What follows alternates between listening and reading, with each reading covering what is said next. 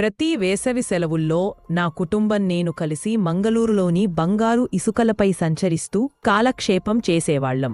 కాని ఈసారి మేము ఎప్పటికప్పుడు ఆగే హోటల్ పూర్తిగా నిండిపోయింది. బలవంతంగా మేము ఒక చిన్న వెలవెలబోయిన హోటల్లో దిగాల్సి వచ్చింది. అది ఒక పాత సమాధిస్థలపు నీడలోనే ఉండేది. అర్ధరాత్రి ఖచ్చితంగా 1 గంటకు నేను మెలకువ వచ్చి లేచాను. కదలలేకపోయాను. శ్వాస కూడా సరిగా తీసుకోలేకపోయాను. ఏదో కనిపించని బరువు నా ఛాతీమీద కూర్చున్నట్టు, నా ఊపిరి దోచుకుంటున్నట్టు అనిపించింది. ఆ చీకట్లో నేను దానిని చూశాను. ఒక పొడవైన నల్లని నీడ. గాలి లేకపోయినా దాని జుట్టు గాలిలో ఉబికినట్టు పదులుతుంది. నేను కేకలు వేయడం మొదలుపెట్టాను. నాన్న నన్ను పైకి ఎత్తుకుని హాలువైపు తీసుకెళ్లి కూర్చోబెట్టారు.